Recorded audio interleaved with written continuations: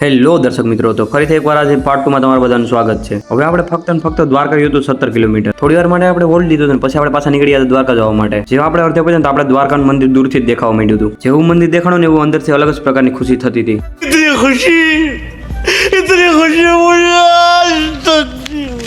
ખુશી તો થાય જ ને વાલા, દ્વારકાધીશના રાજમાં પહોંચી ગયા હતા। થોડી વાર બધા મિત્રોને રાહ જોઈને પછી આપણે બધાએ એક સાથે એન્ટ્રી કરી। તો ફાઇનલ ભાઈ બધા મિત્રો એક સાથે મારી દીધી દ્વારકાધીશના રાજમાં એન્ટ્રી। ફાઇનલી મિત્રો અમે રોડે ચડી ગયા છીએ। ફટાફટ ભાઈ આપણે અંદર પહોંચી ગયા। આપણે ફટાફટ તો પેલા રૂમ રાખવાનો હતો। તો હું અને રીધમભાઈ પેલા નીકળી ગયા રૂમ માટે ઇન્ક્વાયરી કરવા માટે। પેલી જગ્યાએ તો રૂમ ફૂલ હતો, તો અમે ગયા હતા બીજી જગ્યાએ। આપણું મિત્ર મંડળ બહાર રાહ જોતું ને અમે કરતા હતા રૂમની ઇન્ક્વાયરી। બીજી જગ્યાએ ગયા તો રૂમ અવેલેબલ હતા, તો અમે ફાઇનલી કરી લીધું હતું બુકિંગ રૂમનું। બુકિંગ થઈ ગયા બાદ ડાયરેક્ટ અમે સામાન રાખીને અમે નીકળી ગયા હતા બહાર।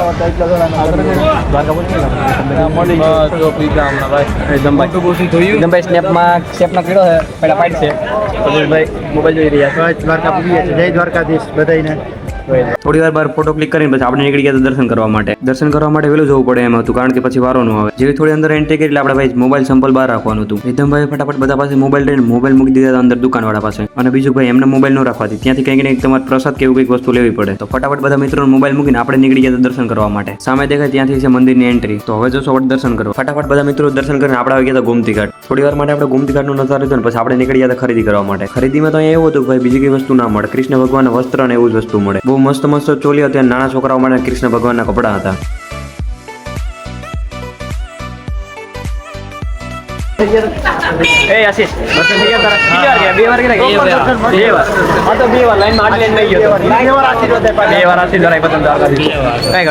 ફટાફટ બધા મિત્રો થોડી વાર ફરીને પછી આપણે આવી ગયા ડાયરેક્ટ જમવામાં તો એવું હતું ભાઈ જ્યાં પેલી હોટલ ગયા ત્યાં વારો એમ નતું, તો અમે આવી ગયા બીજી હોટલ। સૌથી પહેલા જમવામાં આવી ગયો તો સલાડ। જમવામાં ભાઈ આ વસ્તુ જોઈએ, આના વગર તો મજા જ ન આવે જરાય પણ। સલાડ 3-4 પ્રકારનો હતો, પણ આપણે એમાંથી લીધી ડુંગળી। ફટાફટ આપણે બધાને આપી દીધું સલાડ। સલાડ આપી દીધા બાદ આવી ગઈ સબ્જી। સબ્જીમાં 4 પ્રકારની હતી, બટેકાનું શાક હતું, સેવ ટમાટરનું શાક હતું, ચણાનું શાક હતું અને ઊંધિયું પણ હતું। એક ટેબલમાં બધા મિત્રો માં એમ નતો, તો અડધા પાછળ બેઠા અડધા આગળ બેઠા હતા।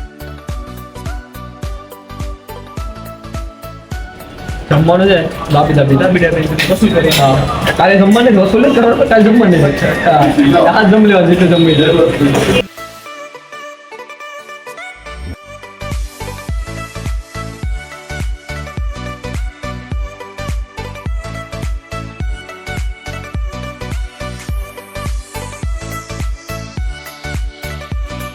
ધીમે ધીમે કરતા બધી વસ્તુ આવી ગઈ ને પછી આપણે કરી દીધું જમવાનું સ્ટાર્ટ। સૌથી પહેલા એને ભાઈ ટેસ્ટ કરતો પૂછીએ કેવું છે।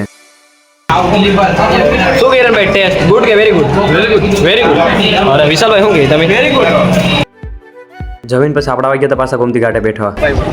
ખાઈને તપ કરે હોય બીજું કઈ છે નહીં। ખાઈને તપ કરે। થોડી વાર ભાઈ ચીલ મારે આપણે ગયા હતા બધા આપણા રાખેલા રૂમે। આપણે ભાઈ એવો રૂમ જોયો કે દ્વારકાધીશના મંદિરનો વ્યૂ આવે, પણ ભાઈ બહુ ઘણી ટ્રાય કરી પણ આપણે નો મળ્યો રૂમ। આ ભાઈને સટી પલંગમાં સુવાનું રહ્યો મોટું।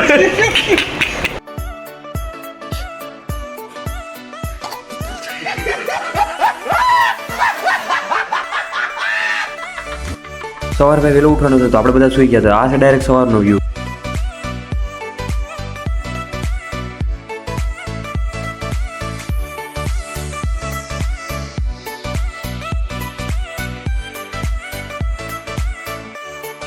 ફોટોશૂટ ચાલી રહ્યું છે। પટેલભાઈ પાછળ છે।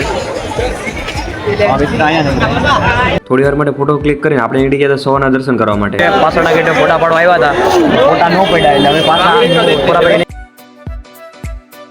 ટ્રાફિક કેવી છે શું કહેવા? જોરદાર છે એવો આ જગ્યા રહી છે ને।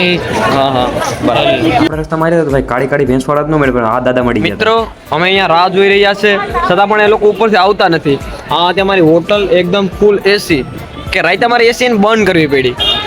શું કહેવું છે? બંધ કરી હતી કે નથી કરી? બંધ કરી હતી કે પછી ગરમ? મેં તો હીટ પકડાવી હતી, ઓફ કરી દીધી, 13 કરી દીધી હતી। કાયદેસર ભૂખ લાગી છે, બાકાજી બોલે છે પેટમાં, ફૂલ બાકાજી બોલે, છતાં પણ ઓલા લોકો આવતા નથી। બરાબર છે? બરાબર। દ્વારકા સવારમાં દર્શન કરવા પછી આપણે આવી ગયા હતા રૂકમણીજીના મંદિરે। રૂકમણીજીના મંદિરે તો પહેલા આવી ગયા હતા, પણ આ દર્શનમાં થોડીક વાર લાગે એમ હતી, તો આપણે બેટ દ્વારકા જવામાં મોડું થઈ જવાનું હતું। મોડું થવામાં બીજું કંઈ નહોતું કે આપણે ત્યાં 12 વાગે મંદિર બંધ થઈ જાય। રૂકમણીજીના દર્શન તો ન થયા, તો આપણે બહારથી દર્શન કરીને આપણે નીકળી ગયા હતા બેટ દ્વારકા જવા માટે। આ છે બેટ દ્વારકાનું બંદર। આ છે સુદર્શન સેતુ બ્રિજ. આ છે હાલમાં આ છે સુદર્શન સેતુ બ્રિજ જે હાલમાં બનાવવામાં આવ્યો છે. પેલા બેટ દ્વારકા જવા માટે હોડીનો ઇસ્તેમાલ થતો, હવે આ પુલ ઉપરથી જવાનું હોય છે. અત્યારે તો આ પુલ ઉપર નહીં રોકાય, પણ રિટર્નમાં આપણે આ પુલ ઉપર રોકાવાનું છે. પેલા તો આપણે બેટ દ્વારકા મંદિરના બંધ થાય ને પેલા આપણે બેટ દ્વારકા પહોંચવાનું હતું. બેગ મૂકવાના 20-50 રૂપિયા કીધા એક બેગના. તો અમે અહીંયા સાઈડમાં રાખીને જ બેસી ગયા સતીશભાઈને. બીજા દર્શન કરાવી ગયા. અમે અહીં ધ્યાન રાખીને બેઠા હે બધે ત્રણેય અમે જોયો બાકી છે ને દફતર જો નીચે બેઠા. 50 કોણ પગાર? અડધા મિત્રો દર્શન કરવા ગયા હતા, અમે 3 જણા અહીંયા દફતરની ધ્યાન રાખીને બેઠા હતા. લોકરમાં તો રખાય એમ નતા, કારણ કે એક લોકોના 50 રૂપિયા કીધા. એને કરતા અમે 3 જણા બેગના ખ્યાલ રાખતા હતા અને બીજા દર્શન કરવા ગયા હતા. એ લોકો દર્શન કરીને આવતા રહે એટલે એ બેગની ખ્યાલ રાખીને પછી આપણે પાછા દર્શન કરવા જશું. ફટાફટ અમે પણ દર્શન કરીને આવતા રહેતા ને પછી આપણે આવી ગયા ડાયરેક્ટ સુદર્શન સેતુ બ્રિજ ઉપર. થોડી વાર બધા મિત્રો અહીંયા ફોટા ક્લિક કરશું પછી આપણે અહીંયાથી નીકળી જશું ઘર જવા માટે. તમે આવતા અમુક મંદિરો દર્શન કરવા જવાનું પણ એ આપણે આ વ્લોગમાં નહીં લઈએ, કારણ કે જો આ વ્લોગમાં લઈશું તો આપણે વ્લોગ થઈ જશે બહુ લાંબો. આ વ્લોગમાં તમને બધાને મજા આવી તો અમારી ચેનલ લાઈક, શેર અને સબસ્ક્રાઇબ કરી દેજો. તો મળીએ ફરી નવા વ્લોગમાં.